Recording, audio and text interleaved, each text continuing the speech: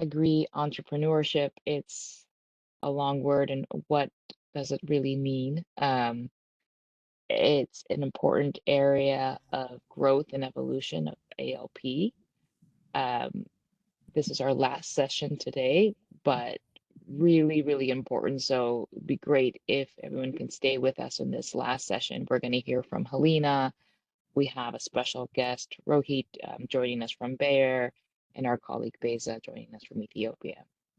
So, Helena, I'm going to turn it over to you to lead us through this session. Thank you. Thank you, Heather. Hi, everybody. So my name is Helena Ashatu. I coordinate the Global Agri-Entrepreneurship Academy, which is one of the various agri-entrepreneurship initiatives that IFC is engaged in. So we'll highlight 3 of them today. As Heather mentioned, then I'll also invite colleagues Rohit and Beza to talk about 2 of the other ones. I'll focus on Gaia, which you've already heard about. If we have time, we will have an opportunity for Q&A at the end. But until then, please feel free to post your questions and comments in the chat, and we will try to get to them. Great, thank you. So let me start with some background to this. So most of you are familiar with ALP. It's something that has evolved over time. Initially, it was focused on farmers and farmer organizations' challenges. You know most of them. These include low productivity, weak market linkages, limited access to finance, limited technical know-how, and access to technologies. And over time, we also introduced the last mile retailer curriculum to ALP with a focus on agro-input retailers or agro-dealers, addressing one of these big challenges that farmers face, right? So these retailers are those who provide farmers access to quality inputs. They can also provide information on best practices, and they can demonstrate to farmers the proper use and disposal of these products. So LMR was developed to address them. But then we also realized a couple of things. Firstly, that there are other organizations outside IFC with an interest in this area, on agro-dealers or agri-entrepreneurs more broadly.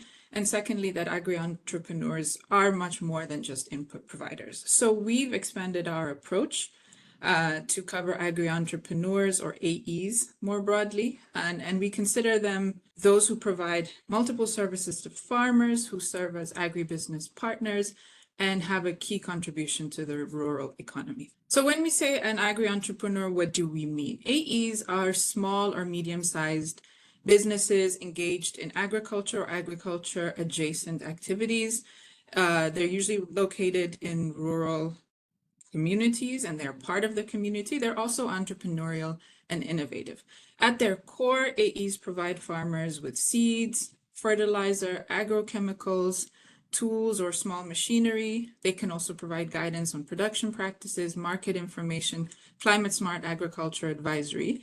But as I mentioned, they can do a lot more. So they can engage in additional revenue streams by aggregating farmers' produce, engaging in small-scale agro-processing, providing financial services or insurance, as well as giving farmers access to digital tools. So we're not the only ones working on this. This is agri-entrepreneurship in general is a priority for a lot of other institutions, and it's aligned with development strategies. I won't go through all of these in detail, but the World Bank, I believe earlier today was mentioned, the Ajay Banga's $9 billion commitment to agribusiness and agri-finance. So AE touches upon this.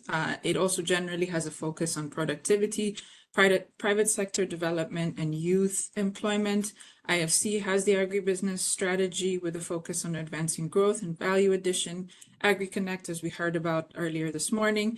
Of course, also rural job creation, especially for women and youth, and also various SDGs. So agri-entrepreneurship development touches upon all of these key development strategies. So we can see that AEs have high potential in terms of creating jobs, raising living standards, not only for themselves, but for farmers who are able to produce more through them, reducing rural-urban migration by creating job opportunities in rural areas, and therefore they can drive rural economic development. But they often need support because they don't have strong operational capacities. So that support can help them to have better managerial capacity, stronger financial controls, better access to capital. And this is what IFC works on, as well as our partners.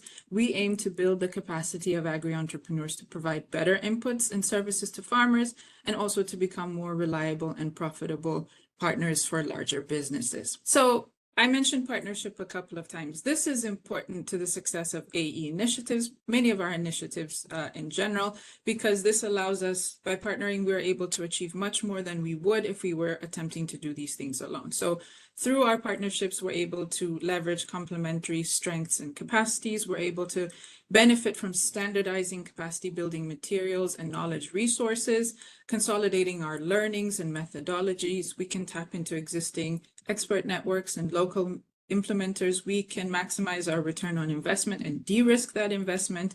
And we can also ensure that the AEs and farmers we aim to help are able to receive more integrated and holistic services so they can operate and produce optimally. Okay, so as I said, we have, as IFC, various agri-entrepreneurship related initiatives. We'll touch upon 3 of them today.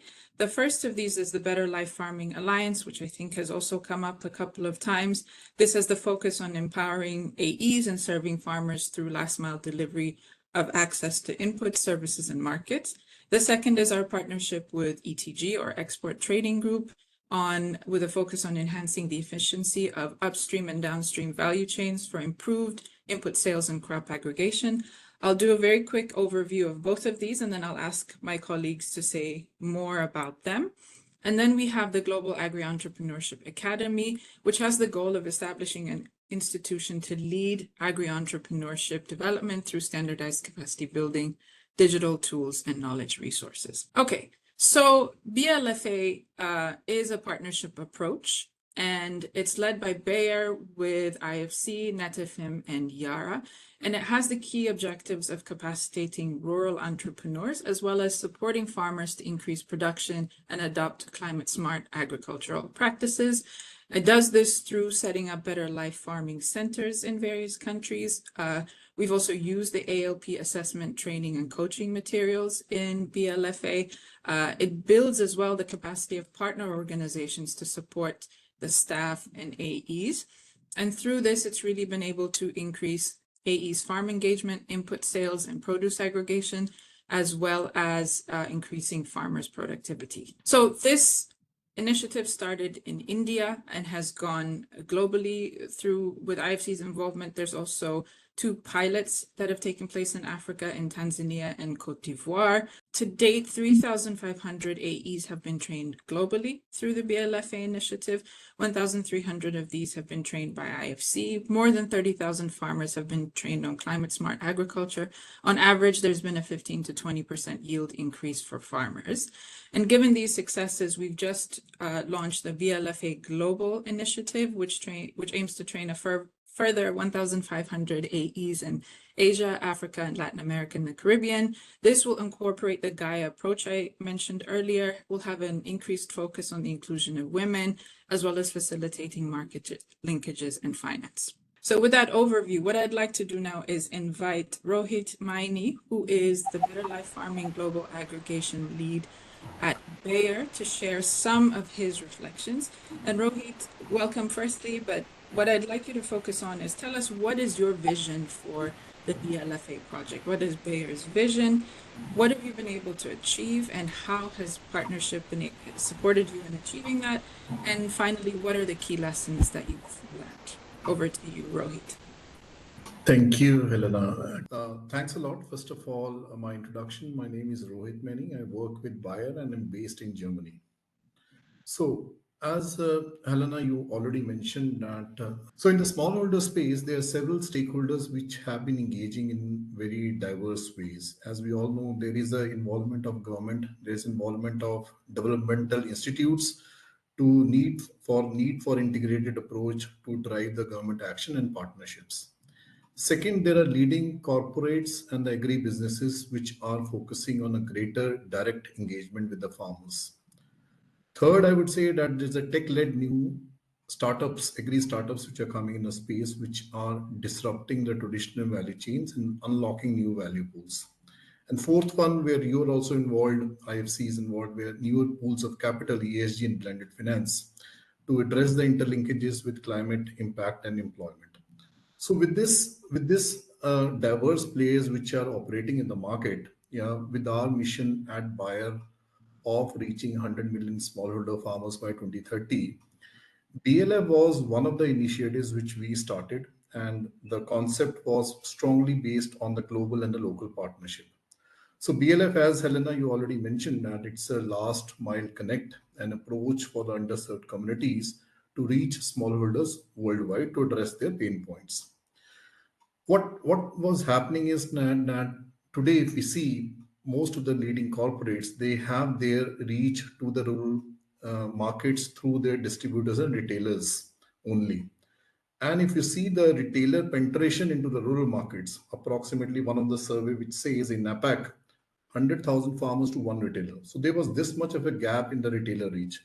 So then we thought that if we want to get the extended reach with the farmers, yeah, that's where the BLF model was created, which is an agri-entrepreneurship model where we invite people from the villages, whether they are graduating from the college or they are farmers, to become an entrepreneurs. So this agri-entrepreneur, we help them to set up a physical center, that is a BLF center, which is set up in a village itself, and this center becomes a convergence point for all the value chain needs of the farmers. So this, as we have now progressing in our 7th year of operation along with IFC, Yara and Netafim, what we have seen is that through these BLF centers, there are approximately 300 to 500 farmers who are attached to these centers. And that's where this center has not only become a last mile connect to close the gap over there, but it's also a sustainability amplifier, because that's where the farmers get to know how to increase their productivity and also to do a climate smart agriculture. So what I would say is, as you asked, Helena, the vision for BLF, two broad objectives. Yeah, one was value realization for all the partners involved by generating revenue through the sale of products and services. And second was a livelihood improvement by extending reach in the villages. It's a huge market potential which is available. And then we thought that it should not only become a project which is a livelihood improvement, but there should be a value extraction for all the partners who are engaged into the project. So with this vision now today, as you rightly said, at 3,500 centers or 3,500 entrepreneurs we have across 9 countries in smaller geographies and reaching to 1.4 million farmers. So 1.4 million farmers are not basically all transacting farmers. Transacting farmers are around 25 to 30%, but our trainings have reached to 1.4 million farmers. Partnership, you asked, partnership is the key to the whole model as we talk about the value chain needs. There are 550 million smallholder farmers across globe, but our reach to these farmers are approximately each and every corporate which we speak about, 10 to 15% of the reach. And why this reach has been difficult? Because in this underserved communities, the trigger is not a direct product selling. The trigger is value chain. Before you talk about the product or a crop protection product or a seed, you need to talk to them about the finance. You need to talk to them about the market linkages. And that's where your product and your services becomes a final outcome. Hence, approaching these communities with value chain is that matters. So we strongly believed in that. Hence, the partnerships is important. And I would like to also highlight that it started with the training of the agri-entrepreneurs, selection of the entrepreneurs, where IFC has played a major role in the AE training program. Capacity building of AEs was an important area, which was a starting element, and agri leadership training components of farming as a business played a very important role over there. We have seen over a period of time the agri-entrepreneurs who were trained and the agri-entrepreneurs who were not trained. There's a huge difference in between the success of how the centers have performed over the last 5 years of time. So that was one area of capacity building of entrepreneurs, which was very important, where IFC played a role. Netafim, as a partner, played an important role in educating on the irrigation systems. Yeah, so I have an example where chili crop from eastern part of India, there was there was more than 30% of the yield increment only by basically bringing the drip irrigation into the farms. Yara played an important role for crop nutrition. Yeah, Bayer played a role in agronomy, crop protection, seeds. So there are partners today. We have 4 global partners, and including Bayer, but we also have more than 30 different partners who are locally working with us in BLF, who are into core agri inputs, who are into agri financing, mechanization, servicing, and also the non-agri partners. So with this partnership, I would say the lessons which we have learned is that one in this model, Better Life Farming, is that the selection of agri entrepreneurs and capacity building is an important area, which we will be continuously doing along with guidance from IFC. Because profitability of AEs, we have seen that profitability of AEs, until unless the AEs become profitable, the whole model would run onto a toss. So we are ensuring that there are alternate revenue streams for an AEs, and that can only become when they have a know-how of finance, they have a know-how of entire value chain over there. Partner role, there are partners who are active, who really who are established and want to expand. There are aspirational partners also. We were eager to leverage the network of this 3,500 centers which have already laid down. And they're latent who are waiting and watching, but there are also experimental partners who are coming in from a non-agri side also, because they are looking at these centers in the rural areas and how they can leverage those centers.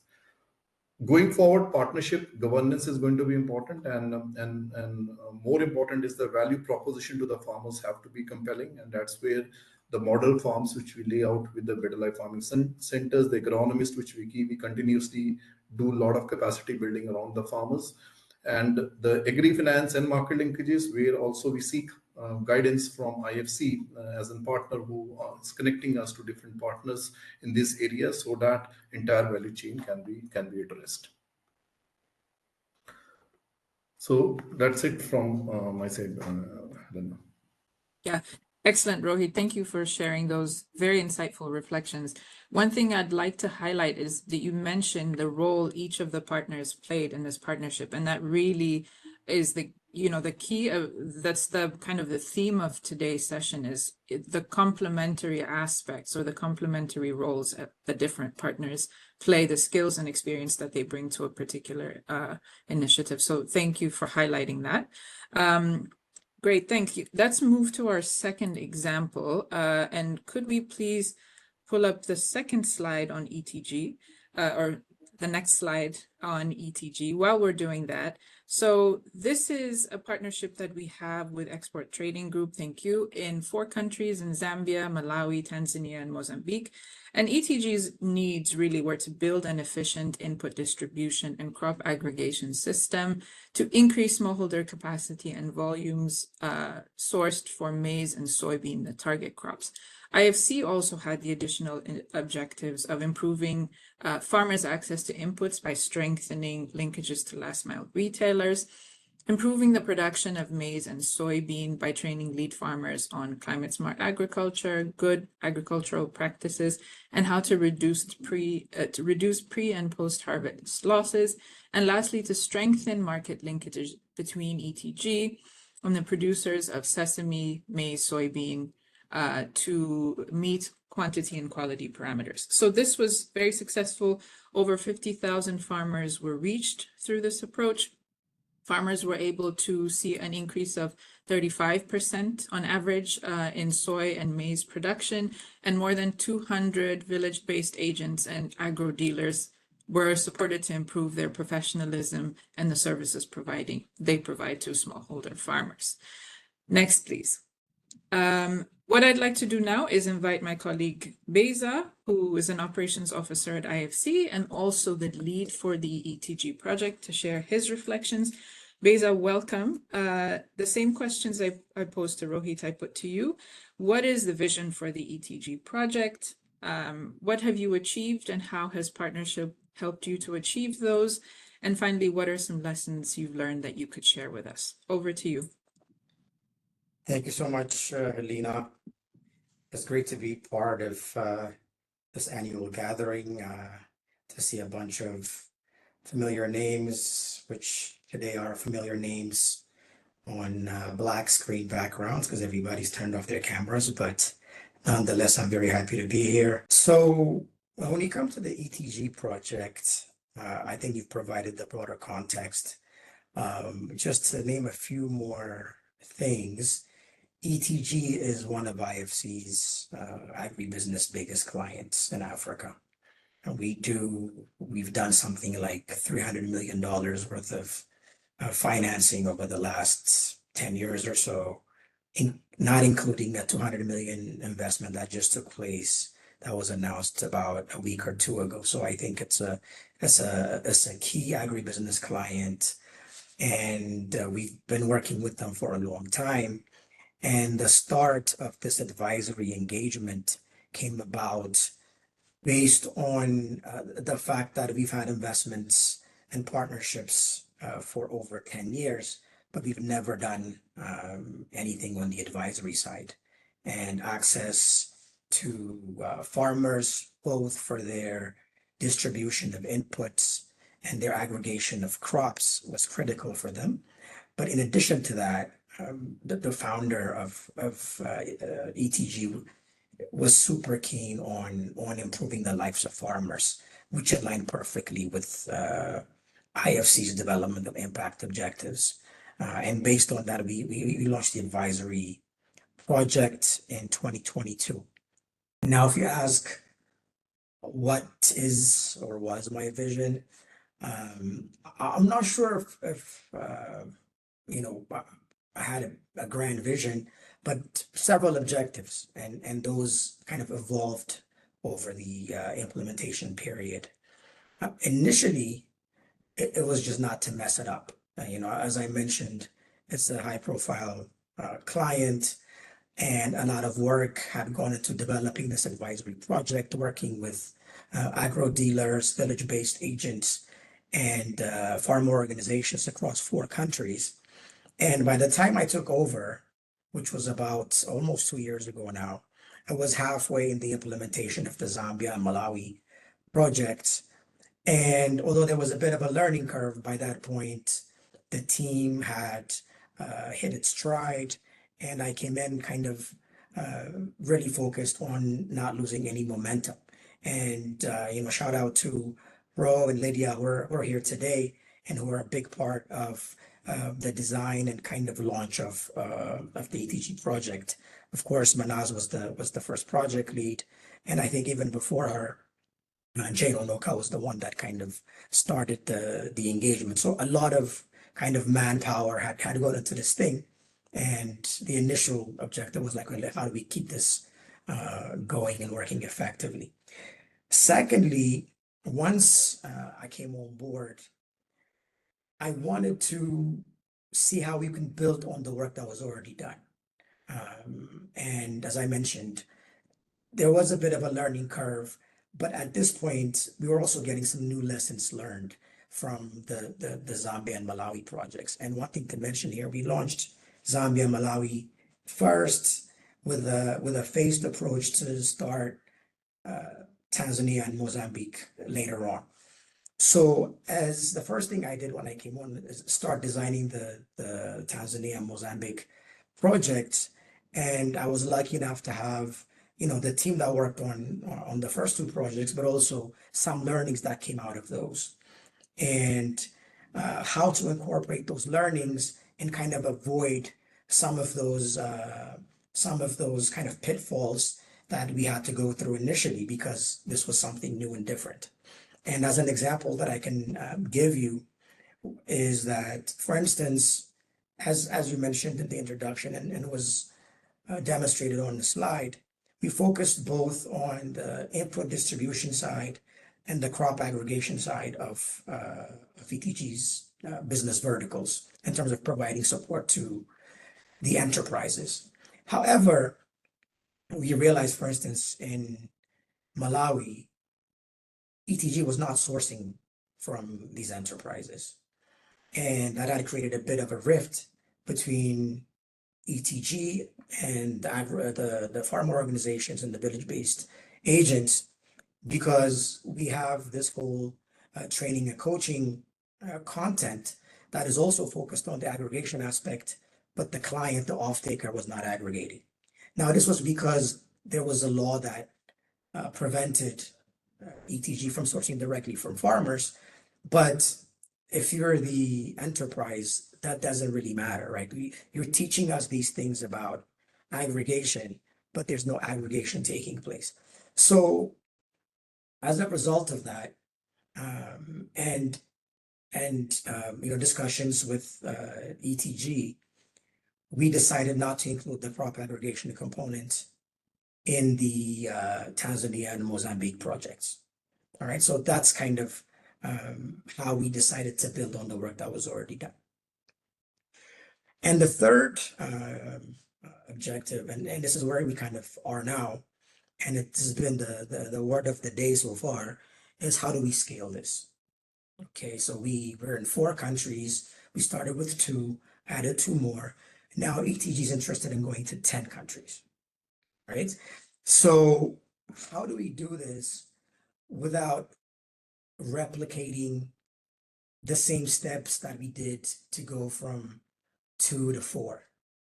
In other words, is there an opportunity here to not approach the scale up the portion in a country-to-country approach, but can we do something a bit differently? Is there a way we can, for instance, embed the knowledge and skills that we bring as IFC and the ALP team within ETG's company, and we provide some support and guidance and assistance in very key areas, but the actual implementation would be done by ETG itself, right? This is the white label ALP approach that has been discussed for several years, and I think will be brought up now if it hasn't already. And that's kind of what we're trying to do now. And we're lucky to have Alan as part of these discussions. And we've had one really interesting workshop so far. We have another one coming up. So we're trying to build on these approaches where, in a sense, IFC kind of passes the reign of managing this operation to ETG, where they could kind of plug and play the relevant portions in different countries. So I think that's really the current objective as we speak now, which kind of leads me to the point of partnership. And in this, as I mentioned, what makes this project a little bit different, at least for me, from some of the ones that I've worked on, is that the delivery of the training and coaching, the ALP training and coaching, is being done by ALP's own staff, its own agronomists.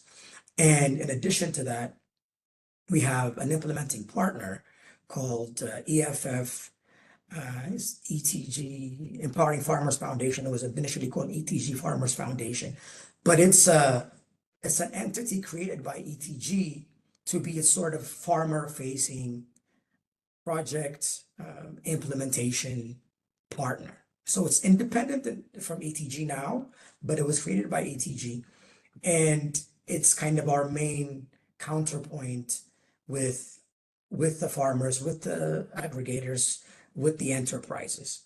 So how we engage with the client, how we engage with the FF is an essential bit of the success of the work that we've been doing, because EFF is critical in coordinating the enterprises, securing venues, some of the logistics aspect, and also in terms of coordinating the ETG staff that are doing the implementation. And this is because, and it's also one of the lessons learned, is that working with the client's own staff is fantastic, but it's also a challenge. And the reason for that is that these ETG staff have day jobs. They're not there just to implement ALP, provide training and coaching. They have to go and sell stuff, which is what they're hired for. So it takes a bit of hand-holding, patience, and having a partnership with the likes of an EFF to make this kind of relationship work. Another lesson learned is that phasing is good, because initially ETG wanted to work in 7 countries. we said, no, let's work on 4. Even with the 4, let's start with 2, see how things go, and then go to another 2. So that's one of the lessons that I would mention. And the last lesson would be, since we're talking about agri-entrepreneurship, agri-entrepreneurship is hard. And the evidence for us in this project is that in Malawi, I think 6 of the agro dealers dropped out of the project, right? And some went out of business, some of the entrepreneurs moved, others felt it wasn't worth their while because they weren't getting certain benefits from ETG that they expected to get for being part of this project. And the reason I mention this is because we have to manage our expectations when we do something like this. Yes, we have this fantastic solution that, and it is fantastic that we can help to transform enterprises, but sometimes for reasons out of our control, things may not work out. And I think it's good to be cognizant of that. And the second point is that just from a project management, M&E targeting perspective, you set a certain number of targets, and because a bunch of enterprises drop out, then you're kind of left not meeting your targets and objectives. So I think one lesson that came out of that is, okay, let's engage way more enterprises than we think we'll need, just in case a few of them drop out in the process of implementation. Let me stop there. Thanks. Great. Thank you so much for that, Beza. I think, well, first of all, I appreciate you also sharing the challenges, because those are very important for us as lessons as well.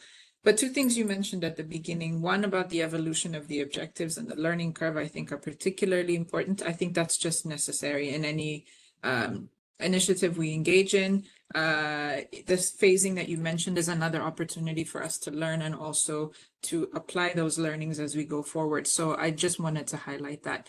Thank you so much for that. So let me go to the last AE related initiative and I'll wrap up. I think I wanted to mention a few lessons that have come out of ALP implementation, the BLFA ETG projects, and other programs like this. I'll go through this very quickly.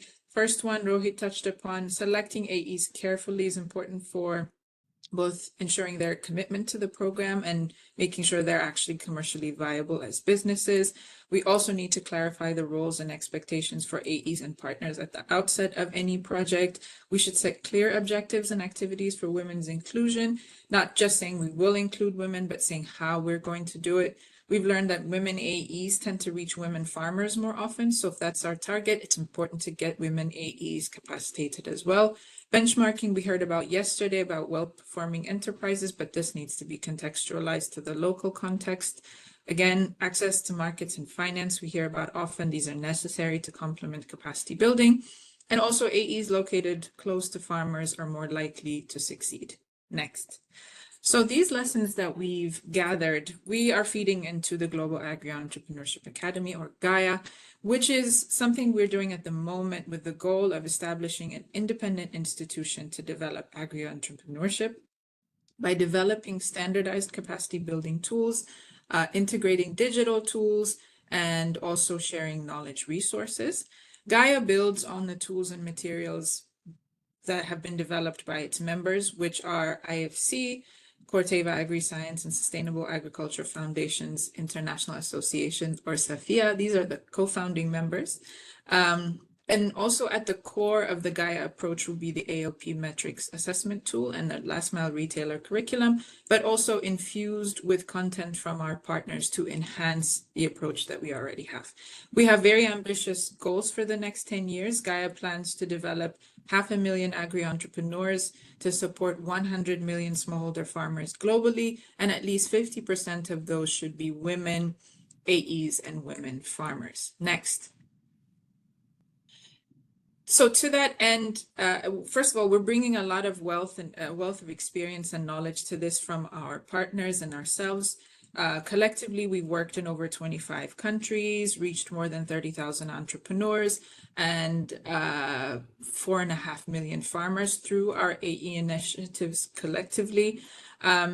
We launched Gaia officially in March of this year, and at the moment we're piloting a project with ADIC in Cambodia, targeting 200 agri-entrepreneurs, and we're in the process of registering it as an independent academy that will serve as a repository of best practices, and it will facilitate these lessons between members. We're always looking for new members and partners, so if you'd like to work with us, please contact me or my colleague Rahul, whose email is also available here. Let me wrap up with that. Unfortunately, we won't have time for Q&A, but feel free to put your comments and questions in the chat. I think Mark had a very good suggestion about developing a case study with AMEA and IFC focusing on BLFA. If you have other good ideas, please post them in the chat.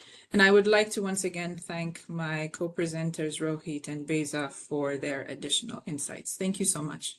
Thank you, Helena, Rohit, and Beza, for your reflections and for your thought-provoking questions. I think there's a lot for us to think about collectively, specifically, you know, for us as an ALP, smallholder supply chain team, as we take a step back and look at our strategic approach, we look at our plans and priorities for the next year. We'll all take this into account